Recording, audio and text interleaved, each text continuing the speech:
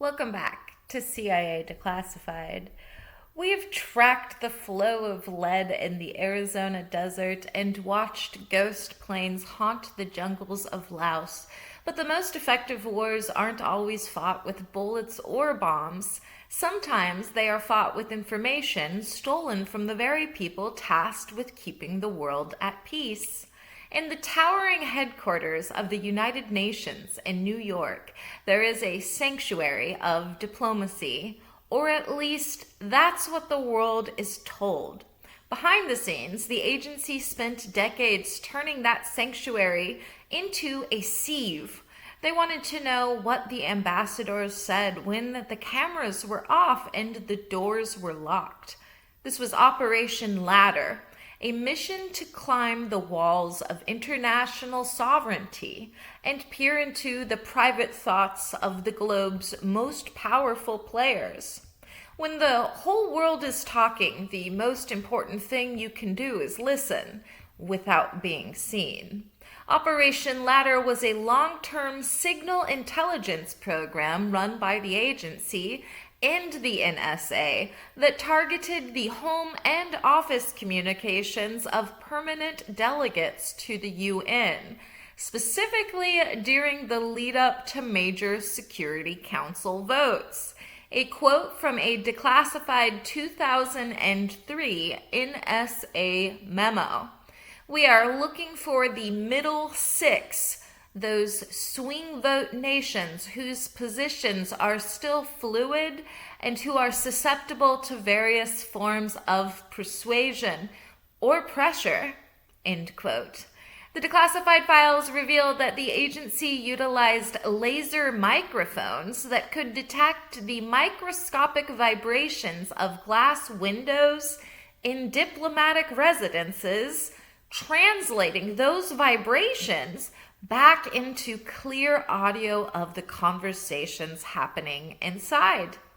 One of the primary targets of Ladder was the Chilean ambassador Gerardo Munoz, M-U-N-O-Z, whose communications were monitored to gauge Latin American resistance to military interventions.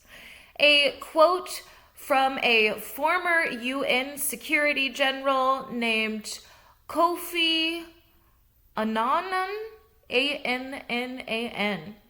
"It is a fact of life that even in this house there are ears everywhere. One must learn to speak as if the walls themselves are reporting back to Langley."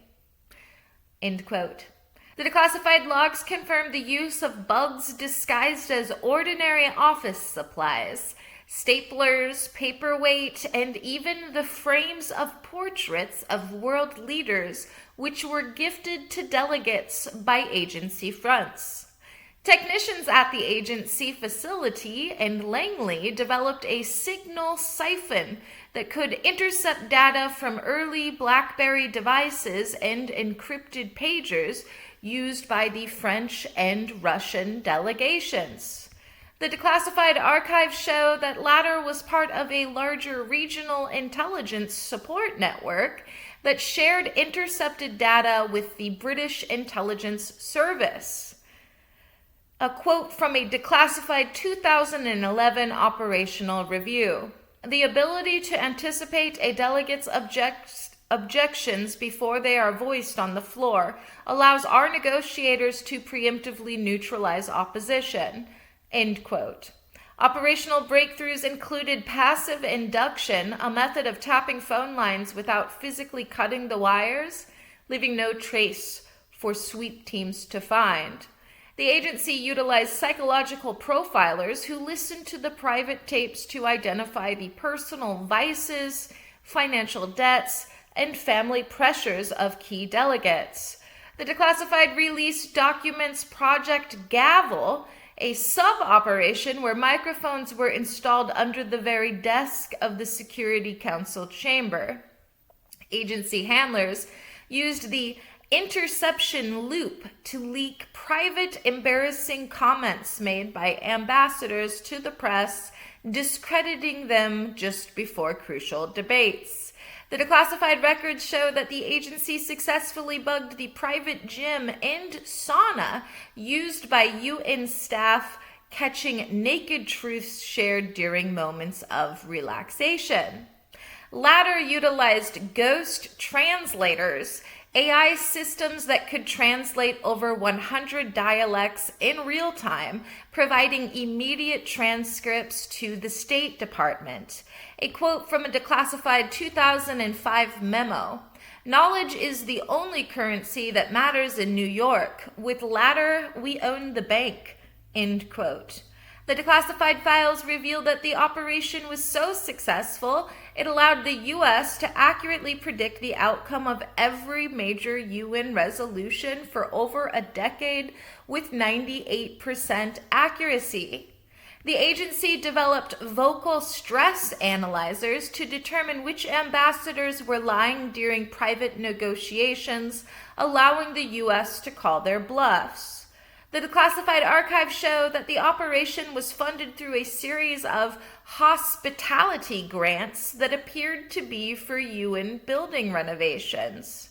By 2013, the leaks by Edward Snowden partially exposed the program, but the declassified files show that Latter merely transitioned to biometric eavesdropping.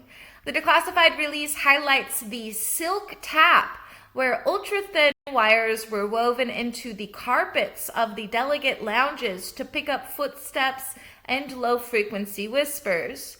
Agency's linguists were embedded as janitorial staff to replace bug batteries under the cover of nighttime cleaning. The declassified records confirm that the agency intercepted a private conversation between 3 African delegates that prevented a regional coup before it could begin. A quote from former UN Ambassador John Bolton: "The UN is a place of theater. The CIA is just the stagehand making sure the right actors get the best lines." End quote. The operation successfully mapped the social web of every foreign mission in Manhattan, identifying exactly who was sleeping with whom to use as future leverage. Documents reveal the Green Room Protocol, where the agency installed vibrating sensors in the floorboards of the UN stage to translate foot tapping patterns into a code used by nervous delegates. The agency coordinated with the Secret Service to install high-frequency sniffers in the motorcades of visiting heads of state, capturing their private post-summit debriefs. A quote from a 2004 internal technical log: "We are no longer just listening to the words, we are measuring the respiration and heart rate of the speakers through the fiber optics in the walls." End quote. The declassified files show that the agency established a front company called Manhattan Telecom to physically tap the sub-basement junction boxes of the entire Turtle Bay area. The operation utilized a team of lip readers who used high-definition rooftop cameras to monitor delegates who chose to conduct their business on the UN terrace to avoid microphones. But the true depths of the glass ear are still hidden behind a fortress of ink. The section titled Subliminal Interference is completely redacted. What were they doing besides listening?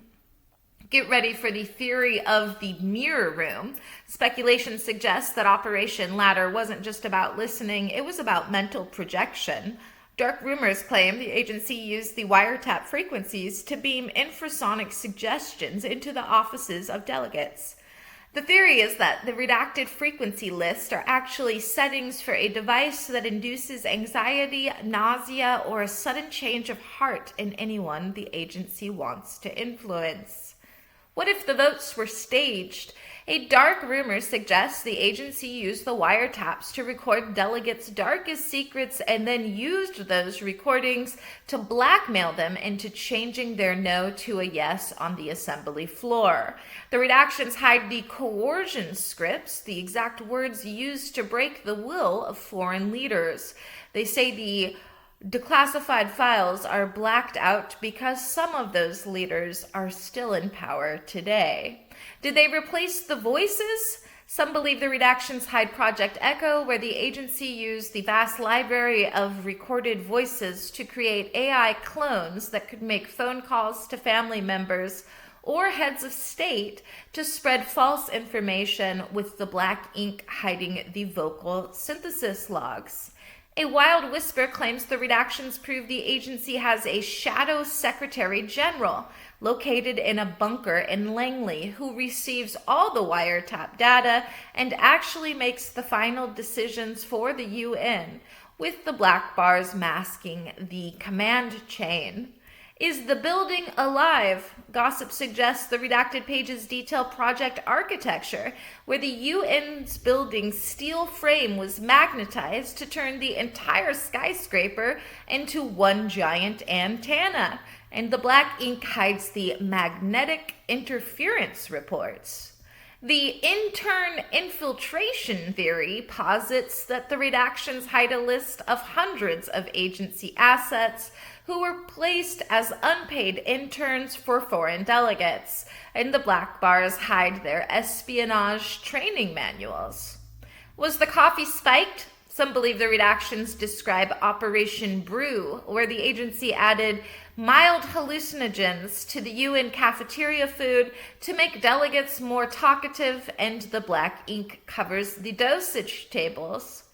The God line theory claims the redactions prove the agency had a direct tap into the Pope's private line during his visits to the UN, and the black bars hide the confessional transcripts. Is the eye in the sky listening to the ground?